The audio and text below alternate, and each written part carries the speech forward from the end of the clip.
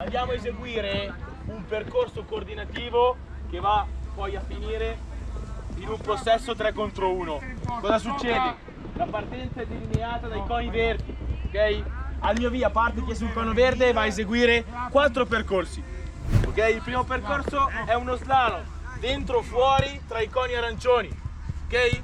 Il secondo è uno skip tra i vari cerchi. Nel blu appoggio il piede destro, nel giallo appoggio il piede sinistro. Qua è un dentro fuori veloce, slalom tra i vari paletti. Qua è salto con un piede, ok? Tra gli ostacoli, 1 o 2.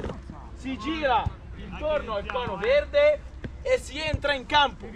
Chi entra per ultimo in campo è quello che andrà a subire il possesso. Quindi si andrà a creare un 3 contro 1. Ok?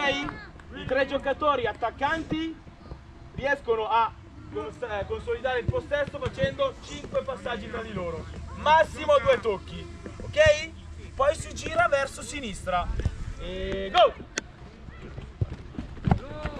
Sempre Di Mauro, gioca, vai alla ricerca Dima, vai alla ricerca, muovila, corretta, ancora, sì, andiamo, sì, sì, sì, bravo, non via.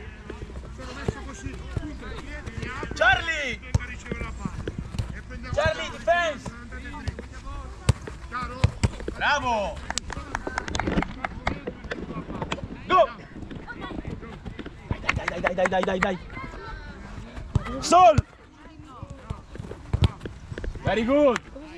Siete 3 contro 1, il possesso va sempre consolidato! Via! Lui! Il nome. Muovila, bene, sì, molto bene, sì,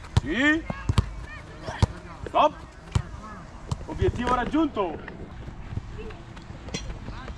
Rossetto che ha toccato l'ostacolo, muovi, very good, muovi, gioco mi muovo, play and move, yeah. Obiettivo raggiunto, via. Torre Grozza!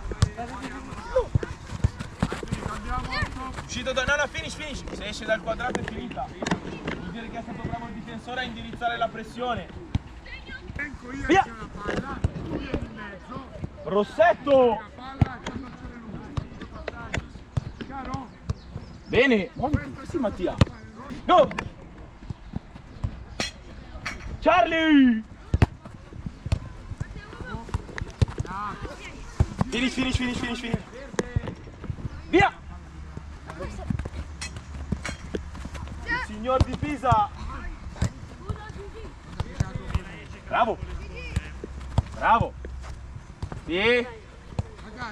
Bene, bravi! Fine!